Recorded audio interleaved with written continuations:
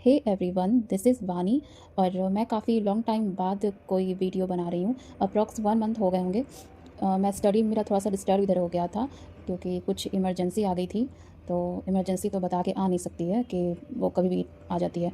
तो बिना time waste किए हुए डायरेक्ट पॉइंट पे आती हूँ। और मैंने मैथ्स स्टार्ट किया था और मैथ्स में मैंने percentage, profit and loss, discount, ये सब मेरा चैप्टर कंप्लीट मैंने रिवाइज़ करके PYQ लगा लिए थे। और अभी मैं इन तीनों के बाद मैं अलजेब्रा स्टार्ट की हूँ। ओके। मैं अलजेब्रा चैप्टर इसलिए भी ये उठाई हूँ चैप्टर क्योंकि बाकी तो PYQ मैं लगा भी रखी हूँ, कुछ पढ़ा भी हुआ है, सब अच्छे से नहीं पढ़ा हुआ है। लेकिन एडवांस लिटरली मेरा कंप्लीट नहीं था और अच्छे से मैंने स्टडी भी ये नहीं किया है, बस थोड़ा थोड़ा पढ़ा है। PYQ बहुत कम ही लगाए थे पिछले बार। तो इस बार मैं एडवांस पे ज़्यादा फोकस करने वाली हूँ। अलजेब्रा में बहुत सारे फार्मूला हैं, बहुत सारे फार्मूला।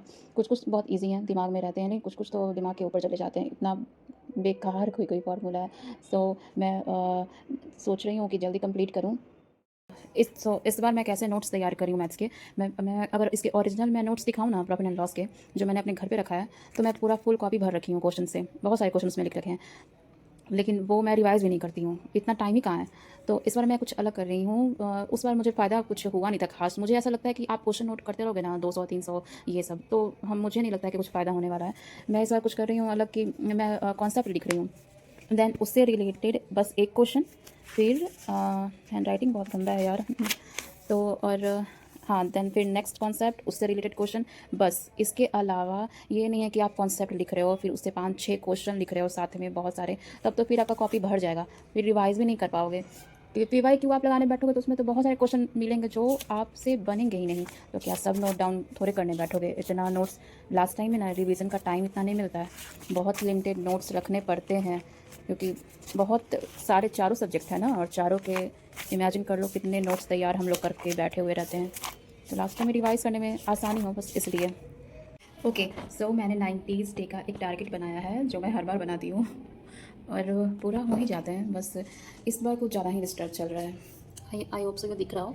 2 दिन मेरा कंप्लीट हो चुका है, 2 दिन मेरा हो चुका है कंप्लीट। और मैं नहीं चाहती कि इस बार कुछ भी प्रॉब्लम अब हो। मेरा पढ़ाई बहुत डिस्टर्ब हुआ है, इस बार भी बहुत डिस्टर्ब हुआ है। मेनली पता है रीज़न क्या है?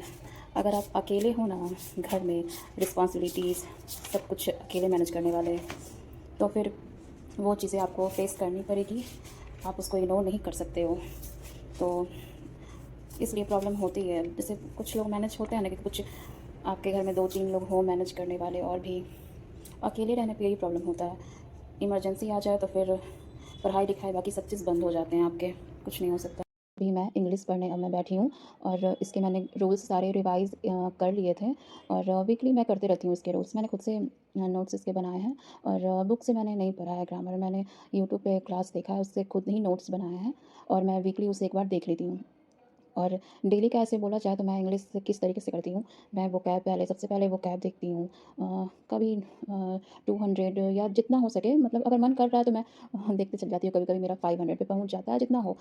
वोकैब रिवाइज़ करने के बाद मैं 10-10 क्वेश्चन किरण की बुक से PYQ लगाती हूँ। जैसे 10 क्वेश्चन जो फिल इन द ब्लैंक्स होते हैं उनसे फिर एरर में से 10 क्वेश्चन लगाए, ईडियम्स 10 क्वेश्चन, और क्या है, हाँ, डायरेक्ट, इनडायरेक्ट और एक्टिव पैसिव, ये सब में से 10-10 क्वेश्चन मैं लगा लेती हूँ। और उसके बाद मैं क्लोज टेस्ट, दो क्लोज टेस्ट उसके बाद मैं देती हूँ।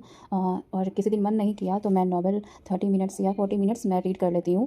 उससे क्या होता है कि आप अल्टरनेट डेज़ पे भी आप रीडिंग ये इससे जुड़े हुए रहते हो। या तो क्लोज टेस्ट दे दो, नहीं तो किसी दिन मन नहीं करे तो कुछ उठा के आप पढ़ सकते हो, नॉवल वगैरह, ऐसे गैप भी नहीं होगा। और इंटरेस्टिंग अगर कुछ आप पढ़ोगे तो रीडिंग आपका अच्छा होगा, वर्ड्स आपके पकड़ में आएंगे अच्छे।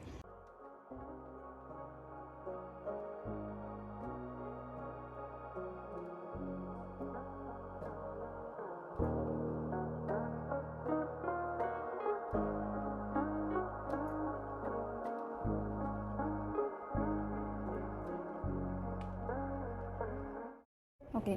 और आज मैं मार्केट गई थी तो मैं एक बुक खरीदी हूँ। मैं बहुत टाइम से ये बुक ढूंढ रही थी, ढूंढ के आ रही थी, मुझे मौका ही नहीं मिल रहा था। आज बाहर गई तो ध्यान आया, मैं ये पढ़ना चाहती थी ये बुक। इसके बारे में बहुत सुनी हूँ।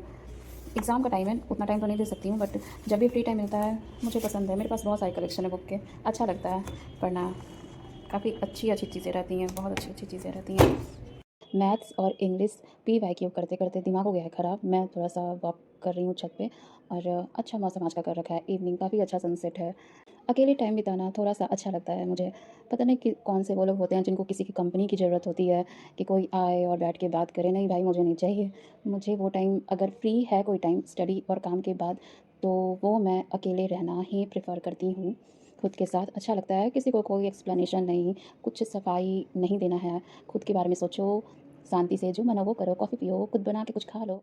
अभी मैं जीएस पढ़ने बैठी हूँ और जीएस में मैं एंशिएंट हिस्ट्री कंप्लीट हो गया था और मॉडर्न हिस्ट्री भी कंप्लीट हो गया था। पीवाईक्यू लगा ली थी और और अब मैं ज्योग्राफ़ी स्टार्ट की हूँ। ज्योग्राफ़ी मैं वीडियो देख के, जो परमार सर की बुक है फैटमैन, वो मैं पहले वीडियो देख रही हूँ, देन मैं बुक में रिवाइज़ करती हूँ और जो पॉइंट लगे वो नोट डाउन कर लेती हूँ, काफ़ी है।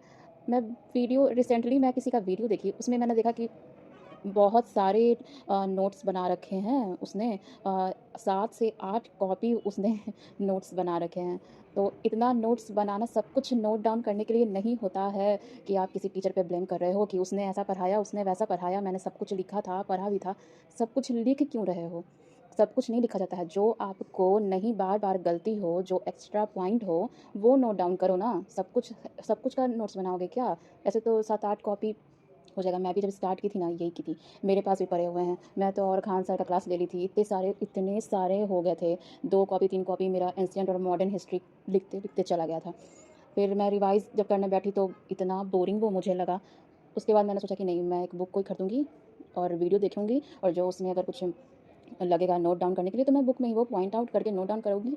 और बाकी तो आप मॉक दोगे तो उसमें अगर एक्स्ट्रा क्वेश्चन दिख रहा है तो वो आप नोट डाउन करो ना मॉक कॉपी में। इतने सारे भरने का क्या ज़रूरत है?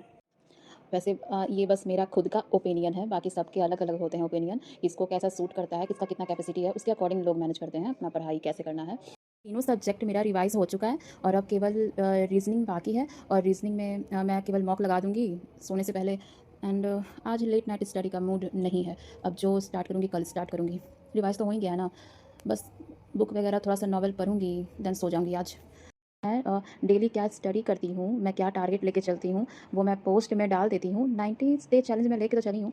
आई होप सो मैं उसे कंप्लीट कर सकूँ विदाउट डिस्टर्बेंस। मैं चाहती हूँ कि इस बार प्लीज़ बिना ब्रेक किए मैं स्टडी करूँ, क्योंकि बहुत कम ऐसा होता है कि मैं एकदम फ्लो में पढ़ते रहूँ। कुछ ना कुछ हो ही जाता है मेरी लाइफ में, कहीं न कहीं से कुछ ना कुछ प्रॉब्लम उठ के आ ही जाती है और मेरा सब बेकार हो जाता है। तो ओके, तो नेगेटिव नहीं सोचना है, पॉज़िटिव ही रहना है और पढ़ते रहिएगा। और आज के लिए इतना ही। Bye bye, take care.